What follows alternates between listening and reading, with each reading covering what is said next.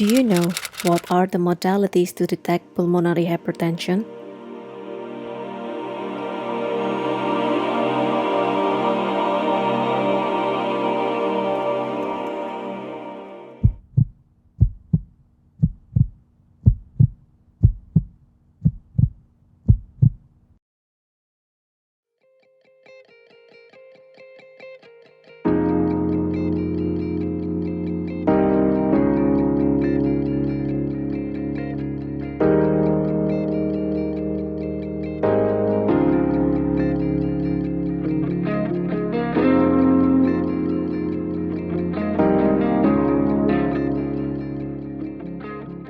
Electrocardiography or ECG became the first examination to diagnose pulmonary hypertension.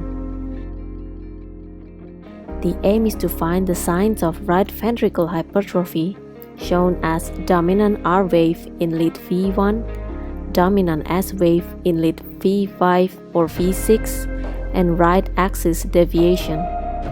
We can find the signs of right atrial enlargement, such as pulmonary P wave or right ventricular strain, which is showed by ST segment depression or inverted T wave in the right precordial leads and 2-3 AVF.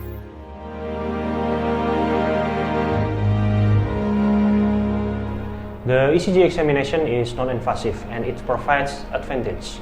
Aside from its benefit in diagnosing pulmonary hypertension, this examination can be used to detect congenital heart disease in children, which can develop into pulmonary hypertension in the future.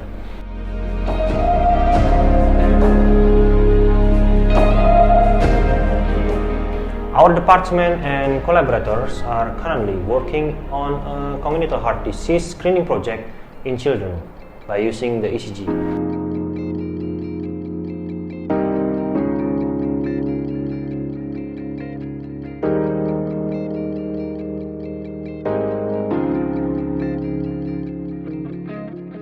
Hopefully, we can use ECG examination to detect congenital heart disease in the early stage in the future.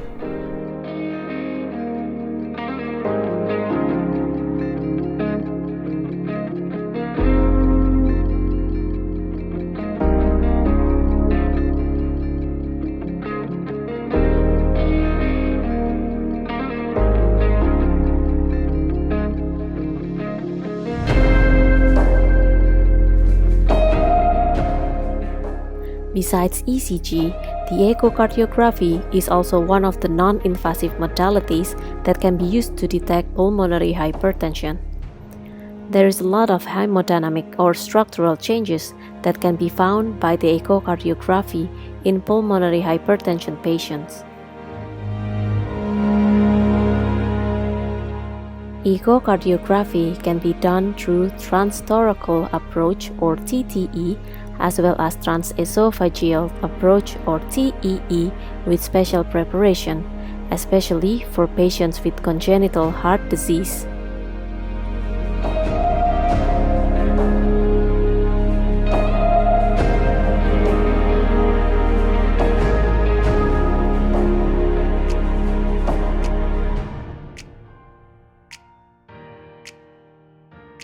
In the patient who is suspected for pulmonary hypertension, we can find the tricuspid valve regurgitation, right ventricle dilatation, and or right atrial enlargement, pulmonary artery size more than 25 mm, right ventricular outflow Doppler accelerating time less than 105 milliseconds, left ventricle eccentricity index more than 1.1, or even the increasement of inferior vena cava which collapse less than 50% during the inspiration.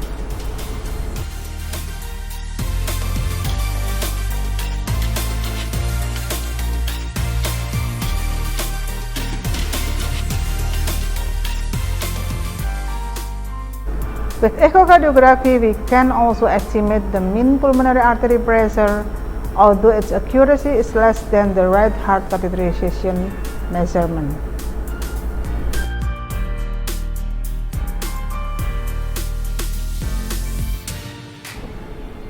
Echocardiography allows useful diagnostic information to predict severity of pulmonary hypertension.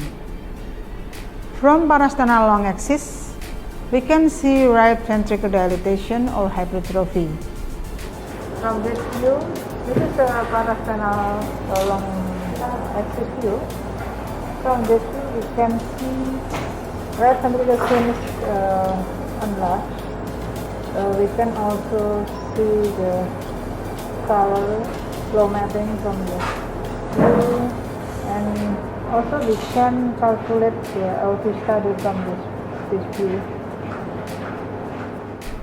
In short axis view, it provides important information on tricuspid valve gradient, pulmonary valve accelerating time, which are used to estimate pulmonary artery pressure. This is a short axis view and a great arteries view. It seems that main pulmonary artery is enlarged, and we can see that there is a pulmonary regurgitation. So from this view, we can calculate the diameter of main pulmonary artery and also left and right pulmonary artery. This is still part of our short axis view, that we also calculate mean PA pressure by seeing pulmonary valve accelerating time.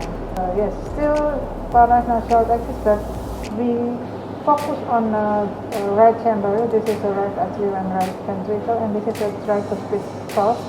You can see here that there is some regurgitation of some in the tricuspid valve, and then we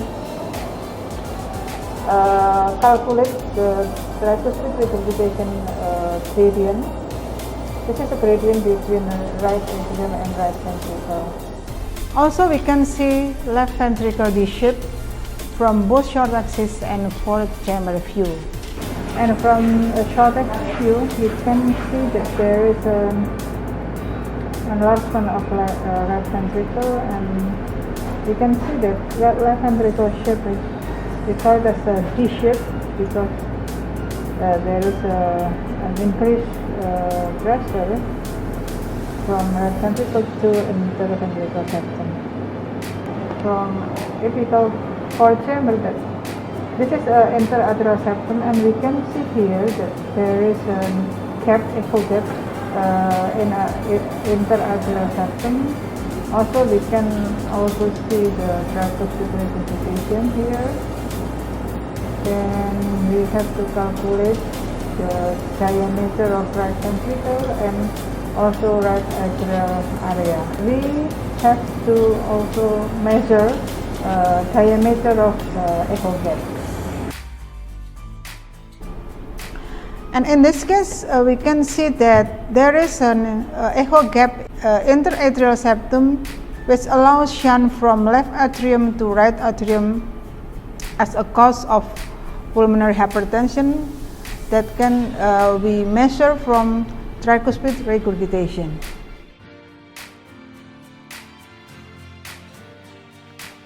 From the echocardiography, we can get the overall picture of the patient's heart condition, especially the anatomy and the right heart function as the main indicator of pulmonary hypertension. Echocardiography can also help to determine the next diagnostic step. Every patient who has high probability of developing pulmonary hypertension will undergo the right heart catheterization as the gold standard to diagnose pulmonary hypertension. But in patients with congenital heart disease such as ASD or VSD, will undergo the transesophageal echocardiography before the right heart catheterization procedure.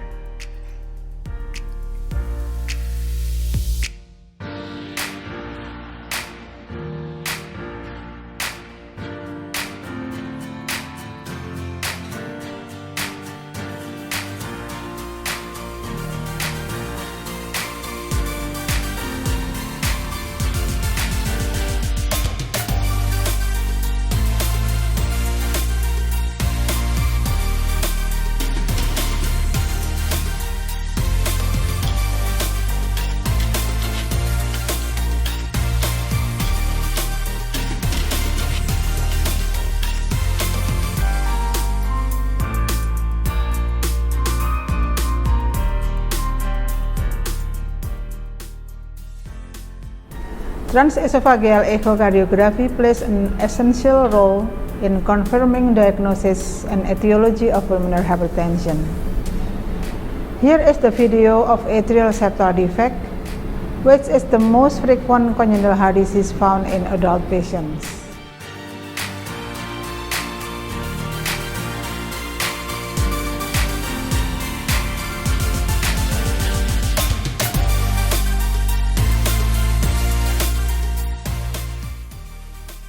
From TEE, we can measure the aortic posterior superior, SVC and IVC, and also mitral rims that are useful as guidance to decide the management.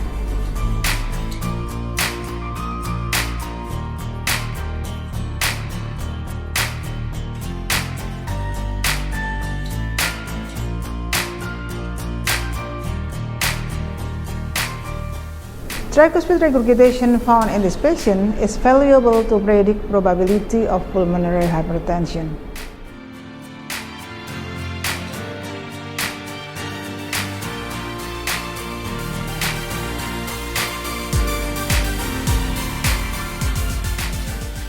ECG and echocardiography are non-invasive examinations, yet useful in diagnosing patients with pulmonary hypertension. Thus, these examinations become the routine procedure in our center.